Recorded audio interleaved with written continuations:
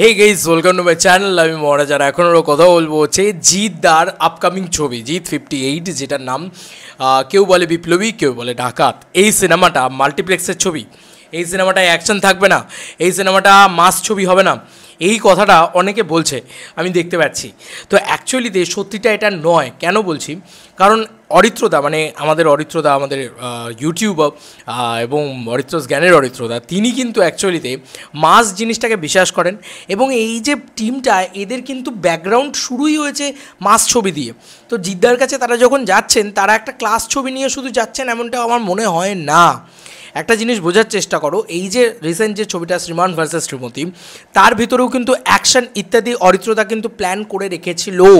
ভালো করে যদি আমরা দেখতে পাই, অ্যাকশন কিন্তু অরিত্রদা প্ল্যান করে রেখেছিল। মানে অঞ্জন দত্ত হতে পারে, সেটা তার হাত দিয়ে অ্যাকশন করানো হতে পারে, বা একটু মাস মোমেন্টস ডিজাইন করা মাঝে মাঝে, সেগুলো কিন্তু তারা করেছিল। শ্রীমান ভার্সেস শ্রীমতী কিন্তু একদম অফ ট্র্যাক, অন্যরকম ছবি ছিল।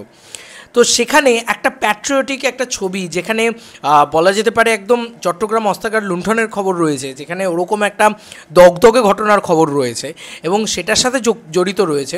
তো অ্যাকশন ইত্যাদি তো থাকবে, একেবারে থাকবে না এমনটা নয়। এবং এই ছবিটা কিন্তু বায়োপিক হতে চলেছে। জিদ্দা প্রথম নিজের জীবনে বায়োপিক করতে চলেছে। এটা কার থেকে টোকা? এটা তো কারোর থেকে টোকা না। আর এই ছবিটাকে নিয়ে যা যা বলেছে কিছু মানুষ, তার ভিতরে একটা হচ্ছে এটা নাকি কারোর ফর্মুলা কপি করা হচ্ছে। তাতে আমি বলি যে জিদ্দা বুমেরাং থেকে যে নতুন জোনটাতে অপারেট করতে শুরু করেছে, সেটা মারাত্মক একটা জোন। আমি প্রচণ্ড সাপোর্ট করছি সেই জোন থেকে।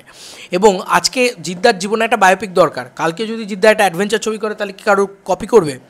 আমার তো মনে হয় না। ভাই, বাংলা ইন্ডাস্ট্রি এগোচ্ছে, প্রত্যেকটা ছবি ভালো চলছে। আজকে ব্রহ্ম অর্জুনের মতন ছবির এত ভালো প্রমোশন হচ্ছে, সব জায়গায় এত ভালো ভালোভাবে বাংলা ছবি চলছে, আরই এত ভালো বক্স অফিস কালেকশন করছে। তো এই টাইমে দাঁড়িয়ে না, প্লিজ ডু নট নেগেটিভিটি, মানে কোনো নেগেটিভিটি করো না, এমন কোনো নেগেটিভিটি করো না যেটাতে মানে আদপেও বুকে এসে লাগে বা আদপেও বাংলা ছবির ক্ষতি হয়। ঠিক আছে, পাতি বাংলা কথা। আর জিদ্দার ক্ষেত্রে তো আমি সহ্যই করবো না, পরিষ্কার কথা। তো জিদ্দার এই ছবিটার অ্যানাউন্সমেন্ট হয়ে গেছে অফিসিয়ালি। এবার এই ছবিটা, মানে এই পার্টিকুলার এই ছবিটা, আমার মনে হচ্ছে কোথাও গিয়ে এর ভিতরে না মাস অ্যান্ড ক্লাসের প্রপার কম্বিনেশন থাকবে, যেটা বাঘা যতীনের ভিতরে ছিল। এবং বাঘা যতীন ছবিটা তো আউট অ্যান্ড আউট একটা মাস ছবি, অ্যাকশন ইত্যাদি রয়েছে, মানে পিছনে ওরকম মারাত্মক হাইপের বিজিএম রয়েছে। ঠিক আছে, ছবিটা দারুণ ব্যবসাও করেছিল। তো আমার মনে হয় যে হ্যাঁ, এইবার জিদ্দার টাইম এসছে। এবং এই যে মাল্টিপ্লেক্স কালেকশানটা, এই মাল্টিপ্লেক্স কালেকশানটাও জিদ্দাকে মানে হেল্প করবে। দেখো, জিদ্দার ছবি আসবে, সিঙ্গল স্ক্রিনে চলবে, এটা খুব স্বাভাবিক ব্যাপার। মাল্টিপ্লেক্সেও জিদ্দার ছবি চলবে। এই দু জায়গায় ছবি চলতে চলতে কী হবে, আবার দেবদার মতন একটা জায়গা তৈরি হবে, যেখানে পরপর 3-4টে ছবি মাল্টিপ্লেক্সে হেভি রান করলো, সিঙ্গল স্ক্রিনেও চললো, এই দু জায়গায় চলে একটা হিউজ ব্যবসা করলো। তারপরে তো আসল খেলাটা হবে। কারণ অনেকেই বলছে আফটার বুমেরাং সবাই মাল্টিপ্লেক্সের, জিদ্দা মাল্টিপ্লেক্সের কালেকশনের জন্য এই ছবি করছে। না না না, ভুল করছো তোমরা, অ্যাকচুয়ালিতেই তোমরা ভুল করছো। এটা মাল্টিপ্লেক্সের কালেকশন করার ছবি শুধু নয়, এটা সেলিব্রেশন সিঙ্গল স্ক্রিনেও পাবে।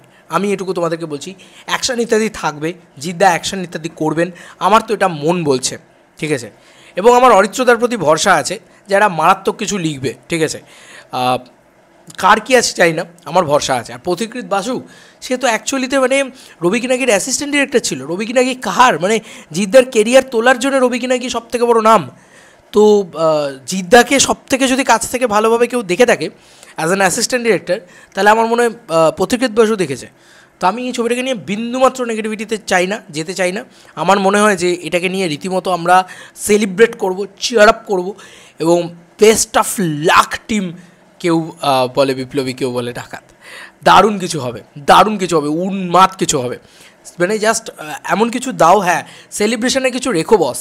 শুধু আরবান, শুধু এই বা শুধু মাল্টিপ্লেক্স না, সিঙ্গল স্ক্রিনে চিৎকার করার মতন চেয়ার আপ জিনিসপত্রও দিও। আর জিদ্দা আছেন বলে জিদ্দাকে মাথায় রেখে কিছু না কিছু তো করা হবেই এই ছবির ভিতরে, এটা আমার কোথাও গিয়ে মনে হয়। অ্যাট দ্য সেম টাইম ছবিটার ভিতরে সেই মজাটা থাকবে, নাহলে সেলিব্রেশন হবে না। সেলিব্রেশনও চাই, এবং বাঘা যতীনের মতন, বাঘা যতীনে দেখবে সেলিব্রেশনও ছিল। এবং মানে দেবদার এন্ট্রিটা কী ছিল বলো তো? দেবদা বলেছিল যে চ্যালেঞ্জের এন্ট্রি ভুলে যাবে, তো ওরকম সেলিব্রেশন দরকার। এন্ট্রিতেও একটা সেলিব্রেশন, তারপরে আবার বাওয়াল, সারা সিনেমা জুড়ে অ্যাকশন ইত্যাদি রয়েছে, সব কিছু রয়েছে, একটা ঠাসা গল্প রয়েছে। ঠিক আছে, এবং যেটা মাল্টিপ্লেক্স অডিয়েন্সেরও পছন্দ হবে, যেটা সিঙ্গল স্ক্রিন অডিয়েন্সেরও পছন্দ হবে। ঠিক আছে, তাই আমার মনে হয় যে এই সিনেমাটা নতুন রকম একটা ব্লাস্ট হতে যাচ্ছে বাংলা ছবির ইতিহাসে। কে বলতে পারে এই ছবিটা দিয়ে জিদ্দা 10 কোটি টাকা মেরে দিল? কে বলতে পারে এই ছবিটা দিয়ে জিদ্দা 10 কোটি বাদ দাও 6 কোটি টাকা মেরে দিল, 8 কোটি টাকা মেরে দিল? কেউ বলতে পারে না এই ছবিটা দিয়ে কত টাকার ব্যবসা হবে। কেউ বলতে পারেনি আর এই ছবিটা আগে রিলিজ করার আগে যে এত ভালো ব্যবসা করবে। কেউ বলতে পারেনি যে কোন ছবি কখন দুম করে বেরিয়ে যাবে। এই কি এটা আমাদের গল্প না কি ছবি ছিল, ওই ছবিটা দুম করে বেরিয়ে গেছিলো। তো কেউ বলতে পারে না কোন ছবি কখন বেরিয়ে যাবে, তাই ডোন্ট আন্ডার এস্টিমেট। চলো বন্ধুরা, নতুন কোনো ভিডিওতে দেখা হবে, বাই বাই।